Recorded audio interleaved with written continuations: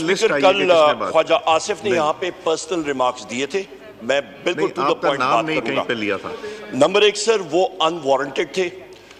President Ayub Khan صاحب history کا حصہ ہیں، اور جس وقت میں اس ہاؤس میں آیا، میرے مرحوم والد صاحب گوہر ایوب خان صاحب جو آپ کی سیٹ پہ بھی بیٹھتے تھے، انہوں نے مجھے ایک چیز سکھائی۔ انہوں نے کہا کہ یا وہ خود ہوں یا پھر ایوب خان صاحب ہوں، ہسٹری کا حصہ ہیں، کئی لوگ اچھا بولیں گے، کئی لوگ برا بولیں گے، اور اس کو انسان ہسٹری میں ٹریٹ کرتا ہے۔ بات ہوگی وہاں پہ جو انہوں نے پرسنل باتیں کی وہ ان وارنٹڈ تھی جناب اسپیکر۔ آپ کا نام نہیں لیا؟ نہیں سر، میری فیملی کا، میرے دادا کا نام لیا اور غیر پارلیمانی الفاظ استعمال کیے، نمبر ایک۔ نمبر دو، میں ہسٹری آپ کو سیٹ کرنا چاہتا ہوں، انہوں نے شاید تاریخ کا مطالعہ نہیں کیا، کیونکہ ان کو میرے دادا کے بھائی سردار بہادر خان صاحب نے سفارشی یو بی ایل میں بھرتی کرایا تھا، تو لہٰذا وہ کمزور تھے مطالعے میں، اس لیے سر میں جناب میں سر مجھے کمپلیٹ کرنے دیں، سر مجھے ذرا بات کمپلیٹ کرنے دیں۔